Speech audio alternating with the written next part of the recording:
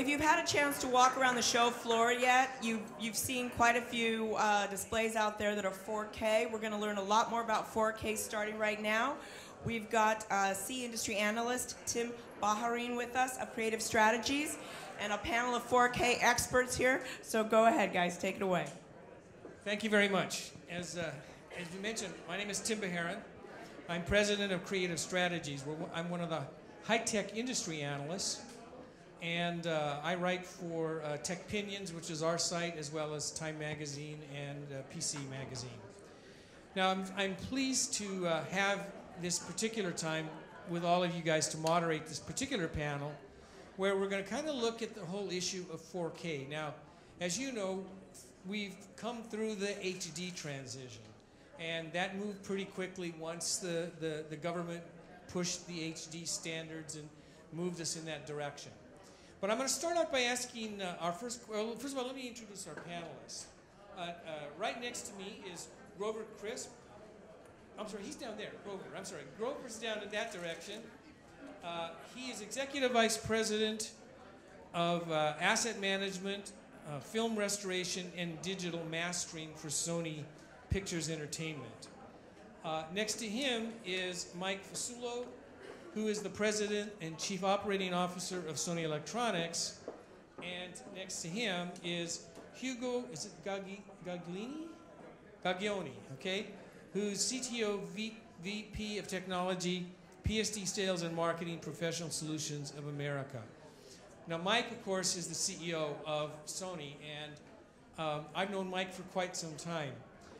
And we were joking a little bit about this, but 4 years ago, Mike invited me to San Francisco to watch a World Cup match in 3D.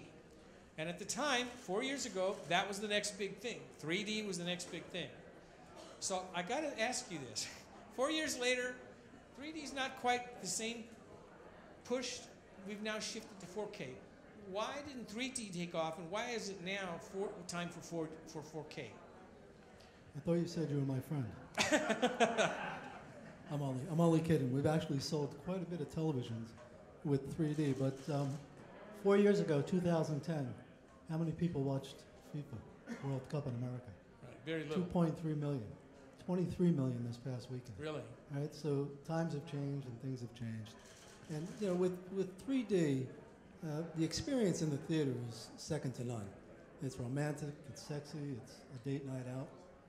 In your living room, it gets a little bit challenging because of the inconvenience of glasses, etc. So 3D really, as a feature, is a great add-on feature to high definition. But 4K is an entirely different ecosystem, an entirely different proposition, entirely different experience for the consumer, and much further along as we sit here today than even HD was at the beginning of HD. And is that because the equipment, you're getting more equipment into the hands of the production people, et cetera? Because you've been doing that for quite a long time as well, is that right?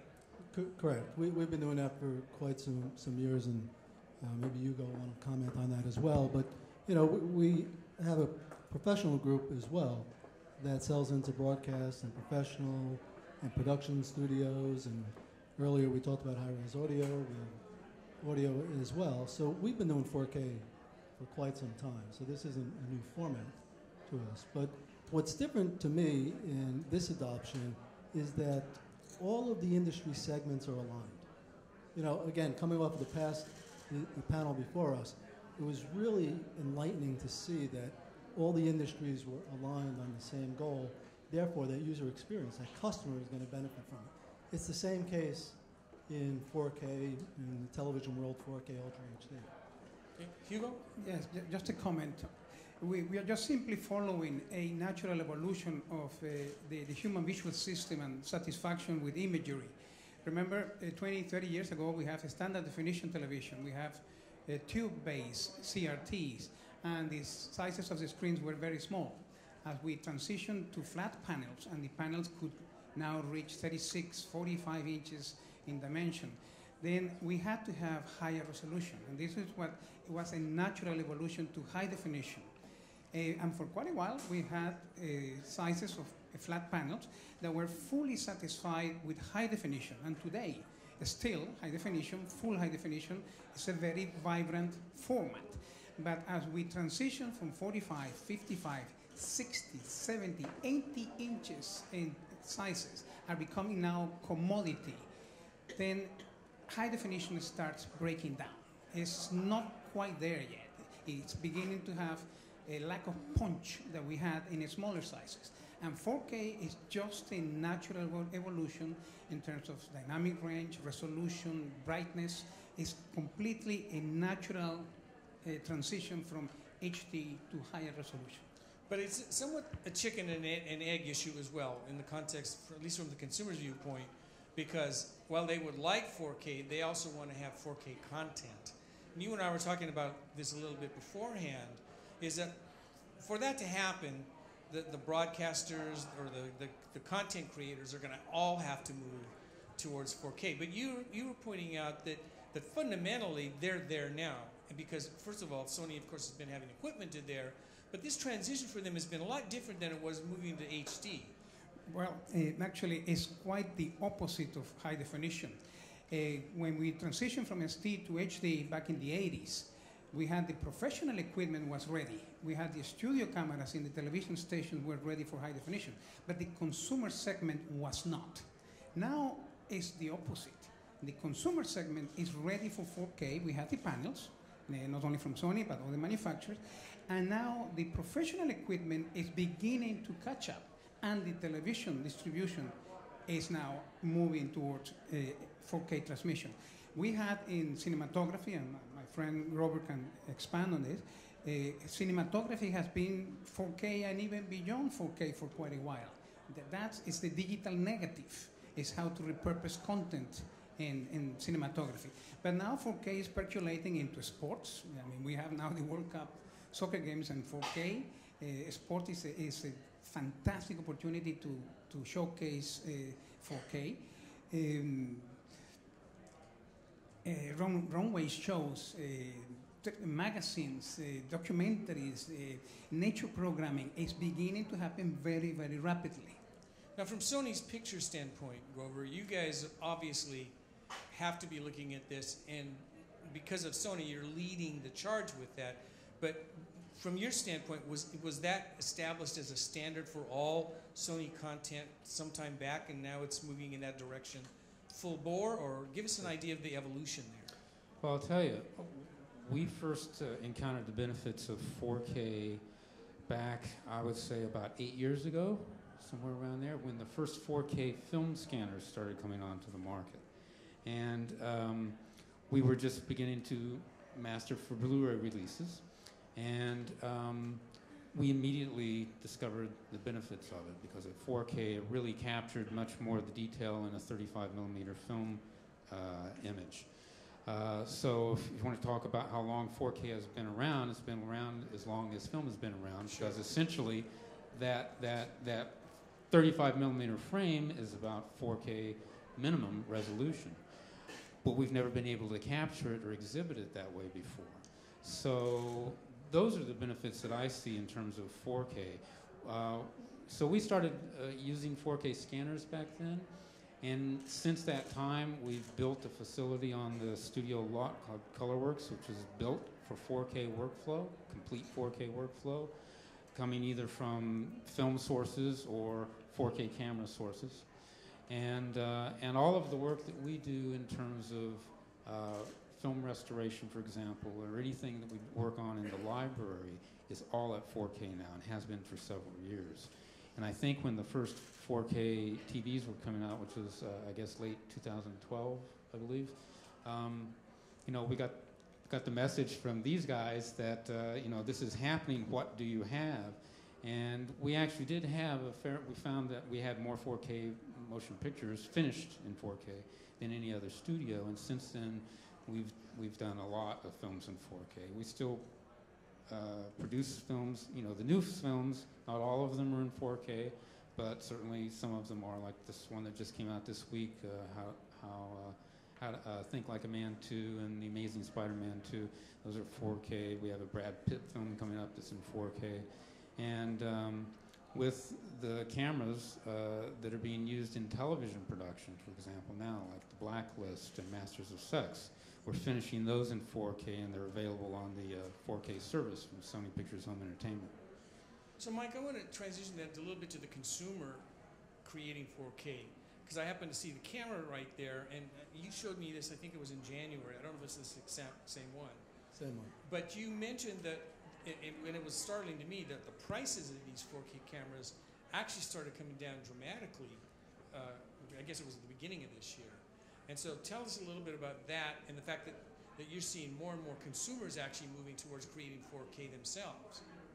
Yeah, I'm not so sure Hugo likes the fact that the prices are coming down so much on these cameras. But this I call 4K for 2K. So it's a 4K camera that costs $2,000. There you have it. But you know, this is a great way to capture personal content, right? So that folks can enjoy that back on their 4K display in the home. But it's also a handy device to have for the semi-professional or even the professional. That it's just easy to quickly grab and go with it. But it does just show the commitment to the format and the technology, and that there's so many different ways to view 4K beyond simply watching television. Right. Now just and be clear from a technical standpoint, that is in 4K, but I could still show that back on HD. That's correct. Okay. That's correct. It's compatible. full HD. Yeah. Full HD compatible. But it's just an example of just showing how various industries and various verticals working in harmony to create this ecosystem that's going to just be totally enjoyable by the consumers. What Mike is implying is that this is painful to me because this is entering my market segment. It produces it's mine as well, but that's okay. It produces picture quality that is an incredibly high level, challenging what we do in high-end cinematography or high-end 4K sport production for a fraction of the cost. Therefore, the technology is advancing, the performance is increasing, and it's almost the same evolution that we had in high definition. Yeah, I was actually reading a report that was talking actually from one of the directors who pointed out that one of the things that they used to have someone struggling with is, for one example was doing a video of someone opening a mailbox and looking at it from the mailbox out. And now they were saying it's a breeze. They just put in a camera like this and do the actual film of the taking the mail or whatever it is out, and they put it into the movie itself, and it's exact same quality that they were shot to this. And I guess a lot of these movie producers and directors are using a lot of these type of cameras to do some of the scenes that were very tricky to do before that are now very easy to do with these 4K cameras. Yeah, very easy. And again, this is the consumer version of it. But we look at the F-55, the F-65. The F-55 in particular, which is a professional version, which is inexpensive in professional realm. We work with the AFI, the American Film Institute, and we gave graduates, one-year graduates, 5 different groups. We said, here's F-55 camera. Go out and shoot short videos in 4K. Use your imagination, your creativity. And we just set up certain levels of specs. We wanted to see it in low light, in bright light. We wanted to see fast motion, slow motion, bright colors, wide angle, close in. And they came back with the most phenomenal creations of shorts in a matter of weeks. Not months, not large budgets, but in a matter of weeks. So if you think about social communities, you think about the internet, you think about everything going on in today's society, what a great opportunity for creation and the next level of creation beyond simply production, but including production as well. So Grover, you mentioned something earlier too about things on the lot, and Mike, I think if I'm not mistaken, when we were going through the HD transition, the 3D transition, you actually had a scenario where you were bringing in camera, the guys that monitor or do the camera work, etc., and producers, etc., to some kind of a studio or a class. We had a lab. It's a lab yeah. that actually teaches them how to use this. Is that the same thing with the 4K? Are you kind of replicating that same experience? Yeah, it's still going on. We have cinematographers, camera equipment people who come in, and there's a lot of training. And again, with the F-65 and the F-55 primarily, that it's a little laboratory set up on one of the stages, actually. This is called the Digital Motion Picture Center, which is based at Sony Pictures. And it's a full-blown equipped with not only Sony equipment, but we also work with many other vendors for completing the workflow of processing 4K. And every Wednesday, every Thursday, we bring dozens of cinematographers, directors of photography, and we teach them from the very basics of cinematography, how to use the equipment, how to complete the entire production. We also have a 4K cinema built in at So the DMPC. is this only for professionals, or do you offer that to even semi-professionals? Semi-professionals as well, yeah. Okay. It's free of charge. The only thing you need to do is give us your name. We'll put you in the list, and you can come. Very interesting. So, Mike, I want to talk a little bit about the actual evolution and market development. You know, I'm a market researcher, and I study adoption cycles a great deal. And, you know, we had HD as a promise for a long time. The thing that really got HD moving, of course, was the switch, the digital switch, right? From analog to digital. And then everybody had to fundamentally shift over to HD. Now, we don't actually have that same kind of trigger point this time. Now, having said that, it does appear that we're somewhat on a pretty good curve to shift and begin moving people to 4K at a fairly good clip. It's not a lot, but right now the numbers are showing that we're selling about 1 million a month worldwide. China has actually had some pretty strong interest and demand, even in the U.S. So I'm looking at the numbers from a lot of the guys that are doing this, from ABI Research all the way to Display Search and Business Insider, and they basically think that we're going to hit, you know, by 2018, there'll be about 60 million already sold. That may be a little optimistic, or do you think that's actually a pretty good number?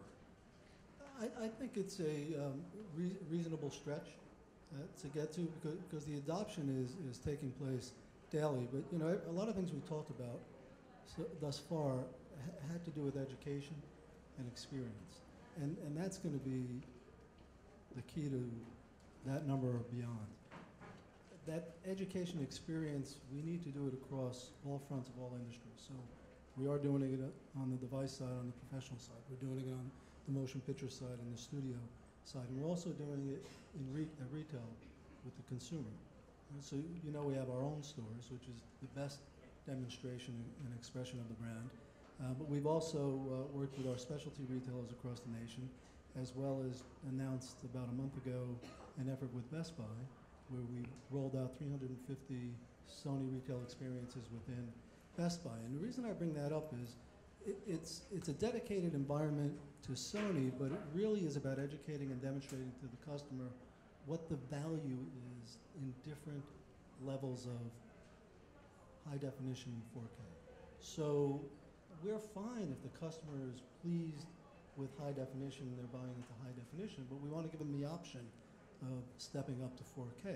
So we'll show upscaling from Blu-ray on a high definition set to upscaling on a 4K set. We'll show native 4K on a 4K set. We'll show content through the only server in the industry, which is a Sony server, on 4K. We'll show content streamed 4K. We'll show content you can download through Sony's Video Unlimited 4K. So again, options and choice and letting the consumer fit into what the best experience for them is. So let's dig into that a little bit more. I mean, the issue, when I look at adoption cycles, I actually think of things like refresh rates, meaning I had an early HD, and I'm at the point where I may need a new thing. Will that guy now shift to either a bigger HD or another HD, or will he want to go to 4K, or will price be a driver? What do you think? What are the dynamics that you think will be in place over the next 2 to 3 years that actually spurs stronger movements towards the 4K demand? So from the driver refresh rates in 4K are great. I mean, there's no issue. So what we try to do is find out from the consumer what their passion is. Are you a gamer? Do you do a lot of video games? Or are you a movie watcher? And then maybe you do all of the above. But where's your passion? Do you like fast motion sports? And then try to fit you into the screen size that is best in your particular environment, and give you different options accordingly. Price does matter, and prices in 4K for the value you're getting for the product already at an affordable range. I mean, we'll have a 49-inch at $2,000, and we'll go all the way up to an 85-inch at $25,000. So there's a broad range of available options for the consumer, but $2,000 is very reasonable to get into 4K ultra high definition. Okay. Now, if you have questions, I want to have you get them ready. I want to get to them in our session to make sure that you guys have questions, because this is a really knowledgeable group of people on this particular subject, and I want to give you the opportunity to ask them questions. But Hugo, I want to ask you something about what you and I were talking about a little bit earlier, because I had this question asked to me, is I see 4K as the next thing, but I also hear this 8K kicking around, right? So should I wait for 8K? Tell us a little bit about that. I don't want to put you on the spot. No. Well, you may know that we have an international body of standardization called the ITU, the International Telecommunication Union, and they create recommendations of standards over a period of 4 years. They call it study cycles. And last 4 years, they've been trying to create a standard for something called UHD-TV, Ultra High Definition Television. And the standard was completed about a year and a half ago, and that standard is called Recommendation 2020. Has two flavors. The first flavor is 4K, and the second flavor is 8K. Then both formats, the 4K and the 8K, belong to the family of UHD-TV. Now, the 8K is much more complex. It has transmission bandwidth and infrastructure that is extremely complex, and technologies will have to mature to be able to transmit sometime in the future 8K. Japan is progressing. They're doing a lot of research into 8K. But it's many manufacturers and professional manufacturers, we believe that before we get to 8K, we need to transition through 4K. That's one issue. The other issue is the applications of 4K and versus 8K. At the NAB, at the National Association Broadcasting Show in Las Vegas, I was with my friends from NHK from Japan, and we had TV sets of 80 inches, which is nothing that everybody has in their living room. And if you were to place a 4K signal and an 8K signal on a 8K and on a 80-inch panel, you cannot tell them apart. It's indistinguishable. Then to truly push the 8K to its full power, you need very large screens. And when you have a 200-inch, a 300-inch cinema screen, then you can see the beauty of 8K. Then I think the jury is still out. We make a living developing professional equipment for all applications. 8K will come in the future. But for the masses, for society at large, probably 4K is the best bet at this moment. So let's stay on that topic regarding one issue of transmission, which is bandwidth, right? So Netflix is doing, I believe, one or two of their shows now in 4K. House of Cards is in 4K, and I think ESPN is doing the World Cup in 4K right now. Is that not right, or? Not sure. I know that the BBC will be streaming a few games in 4K. We are shooting the round of 16. The quarterfinal, the semifinals, and the finals in 4K for private presentations in Brazil. We will get a lot of the content ourselves for our own commercial use. TV Globo in Brazil will be streaming and deploying the signal. I'm not sure if the games will be transmitted live to the US. But going back to the Netflix thing, a lot of people see 4K being viable very quickly on a technology called over-the-top, OTT, Right. which is basically you use the internet and transmit your signal. 4K, 24 frames per second, which is film-based or movie-based frame rate, you can send it 15, 20, 30 megabits per second, which can be viewed. Not everybody has 30 megabits, but this is what Netflix is now experimenting. Okay. Mike? So 4K will not be, the FIFA in 4K will not be distributed on the air, over the air, to the United States. We'll be shooting 11 matches. We have been shooting. We'll be shooting 11 matches in 4K, and within 48 hours of the match, we'll be bringing them to the United States and playing them back through our stores and at the Best Buy Sony retail shops, so people can really experience. Good to see you. Okay. What it is in 4K, and then there'll be a movie, a video made of the match post the World Cup in 4K. And Grover, if I'm not mistaken, because you have your colleagues in the pictures area too. If I'm not mistaken, pretty much all of the folks doing shooting movies now are at least at 4K. Is that correct? No, it's not transitioned quite there yet. So there still are a lot of films in the industry that are being produced and finished in 2K, and but more and more are now using the 4K cameras, which allows them to have the final post workflow a much easier process in terms of 4K. And in terms of finishing in 4K, it's only in the last few years that post facilities have really built up the infrastructure to handle that, because it's a massive amount of data. I mean, you have to have many terabytes available and easily accessible when you're going through a post-production process. All right. But Tim, let's not forget that an audience, anything on 4K is going to look better.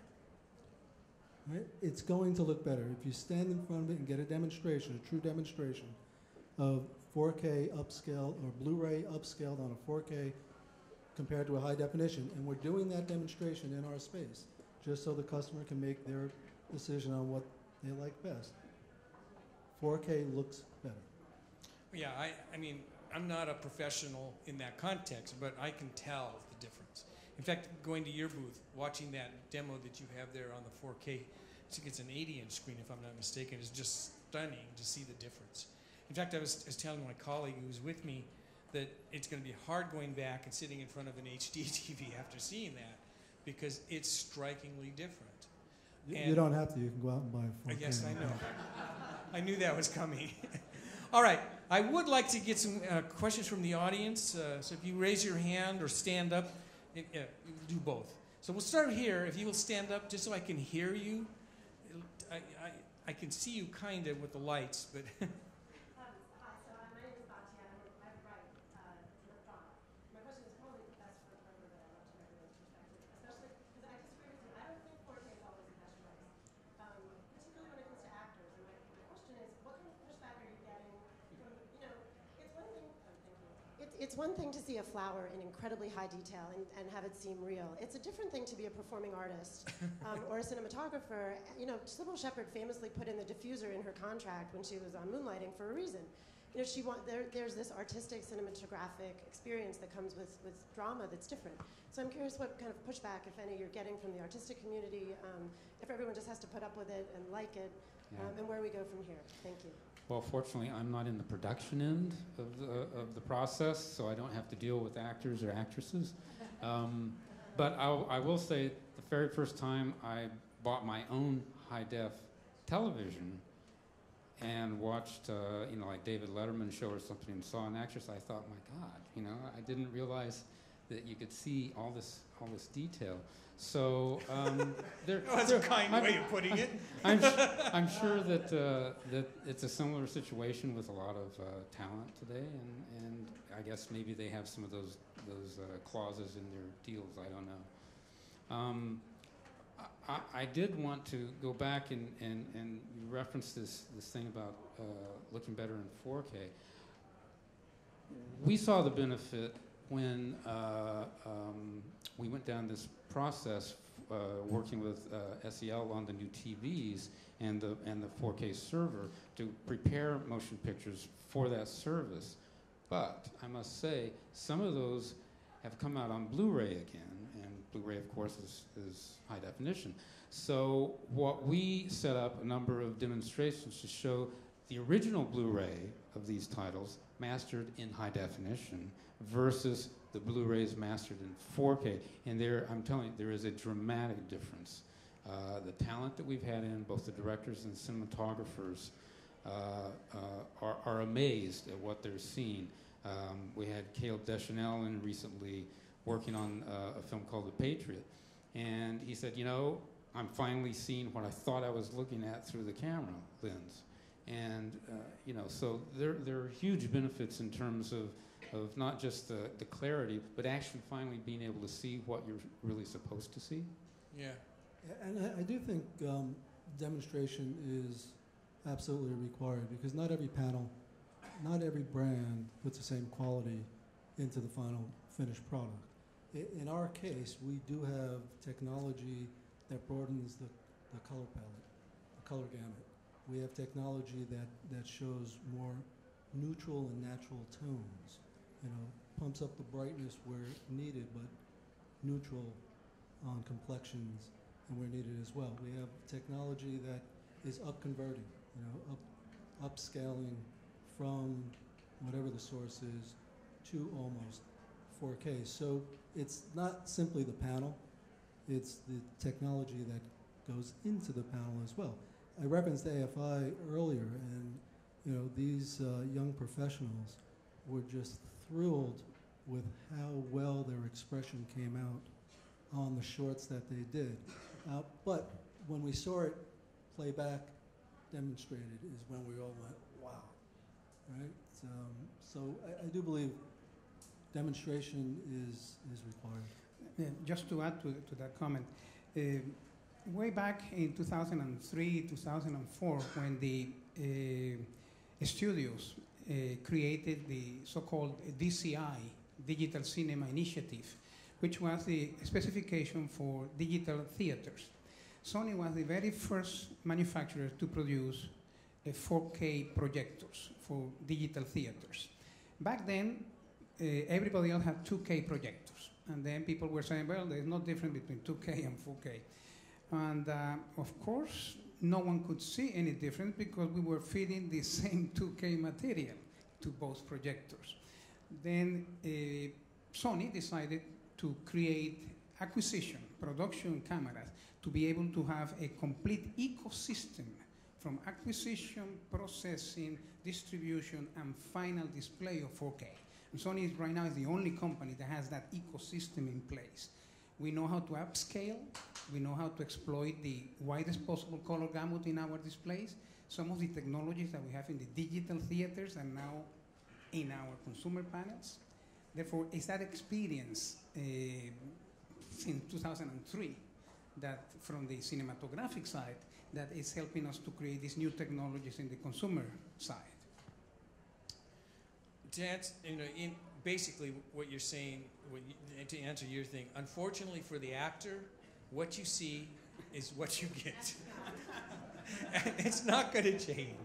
It's only going to get more difficult. I hope we're not shooting this in 4K. In order for you to make this appealing to consumers, Mike, you have to provide content, realizing Sony does have a media server for consumers who buy 4K sets. You've also been a leading force in Blu-ray. What is holding up the development and release of a Blu-ray 4K standard for packaged media? Well, I think you answered it when you said standard, right? We need a standard spec for content as well as device. But that being said, we are providing, we actually had an announcement last evening on a new Blu-ray player that will upconvert to almost native 4K. So we'll upconvert. And Sony Pictures Home Entertainment is producing Blu-ray discs in 4K compatibility today. Not every disc, but they're doing it today. And from a consumer education point of view, we made the decision as a company to not put it on the front of the carton, but put on the front of the carton it's Blu-ray, and then on the back of it you'll see 4K, mastered in 4K. Well, what about native 4K Blu-ray discs? When will the industry arrive at a format standard? As you may know, there is an association of manufacturers and the Blu-ray Association, and they have been investigating the technologies. We had to explore what type of compression algorithm, what the capacity of the optical disc. And that process has been going on for now just over 2 years. And we're making a lot of progress. There are a lot of recommendations. There is intellectual property discussions. And the process has not been completed yet. But there's a lot of very good progress towards a future 4K native Blu-ray. And we're not going to wait for the spec to come out. We're going to continue pushing the envelope for better quality and better content. And we won't leave the consumer hanging. If the spec comes out different than what we're offering today, we'll make sure that it's compatible with that consumer's product. Okay, very good. I had another question back there somewhere. I don't see it. Is it over there? No. And then I'll come back this way. Hi. He's behind my Yes. pillar, so I can't I'm see. hiding. And if you go over there, I go here. There you go. Okay. I have a question to you. We talked 4K, 8K. There's a lot of discussion about more bit depths, going to a higher color depth, going to a wider color gamut, high dynamic range. All these things might be more realistic in the short term than 8K. Can you comment on when do you think that will come to market? Well, actually, it's in the market right now. There are 2 top-of-the-line series of 4K television sets, our 65-inch 950B and the 85-inch 950B, are high dynamic range displays right now. And actually, probably we're going to end up selling them more in the post-production houses than in the consumer segment because the picture quality is unbelievable. Therefore, this issue of high dynamic range is another feature that manufacturers use in the consumer environment. Probably the less expensive versions of 4K may not have them because it's more expensive to produce them. Higher frame rate. Our panels can work at 60 frames per second, 120 frames per second, and we just position them at different price points. If you want the top of the line, you have to pay more expensive. But it's not a technology issue. It's already available. We are very aware of the brightness issues, the color gamut issues, the high dynamic range issues, and they are present in our TV sets and in the top tier of TV sets. All right, I had two more quick questions because we're almost out of time. Rick, go ahead. Hugo, your team, Mike, your team, you've made an amazing camcorder there. This is old-fashioned Sony HD technology in front of me here. Have you looked into, because a lot of Sony households seem to be Sony households we've interviewed through the years. As people adopt your camcorder, consumer and semi-professional, have you looked into some way to coalesce and create some new, perhaps, category of candidates for Chris' division at Sony Pictures of the best 4K home videos and aspirational short videos? I think I understand the question. We're always working with folks, consumers, or semi-professionals or professionals on content creation, because we believe content creation is the answer to the future, whether it's professional or personal or social. But is that where you were going with it? Yeah, there happens to be so many coalesced, curated opportunities that Netflix or YouTube. Yeah.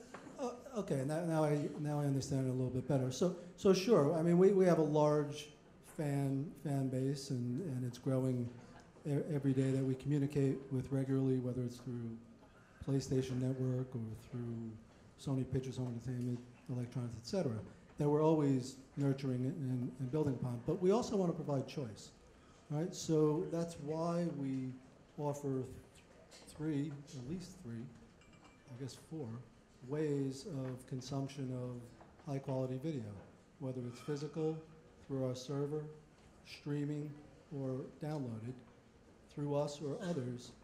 We're creating a market, right? This is about market creation, not simply market share. So in creating a market, we just want to give that customer an experience that they enjoy, they keep coming back, and they want to do more. With our products, we prefer, but if it's with multiple brands of products, that's fine also. All right, I have one last question that we'll take here. Yeah. Earlier today, Google announced Android TV at their I/O Developer Conference, and why that may be important for 4K is because we have seen some dialogue here yesterday about whether all the TV set makers should unite behind a single compatible either operating system or operating standards. LG is using WebOS, Panasonic is working with Mozilla. Some people now may be using this Android TV as a way to make Android their operating system for 4K set or Ultra HD sets. Where do you folks stand on this? So this morning there was that announcement, and in their announcement they did say that Sony would be supporting that going forward. So that's where we stand on it. May I follow up, because you were, when Google announced Google TV 4 years ago, you were the first TV set maker to stand behind it. Why are you standing behind it now? It was a revolutionary product then. It'll be even better going forward. It's the same question of 4 years ago, the World Cup at 2.3 million, today at 25 million.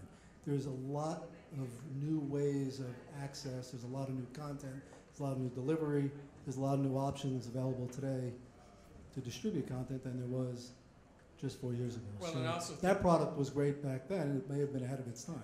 Yeah, and I think that on the Android momentum now versus what it was even 2 years ago is so significantly different. Now, I was not at Google I/O obviously since I was here, but I followed the information pretty carefully, and there's no question that Android was going to be a TV OS. It started with the original one, and I always expected them to evolve it. And again, it'll evolve again. I mean, Google doesn't sit still. Well, thank you so much for joining us today. Panelists, thank you for being a part of it. We appreciate it. Thank you.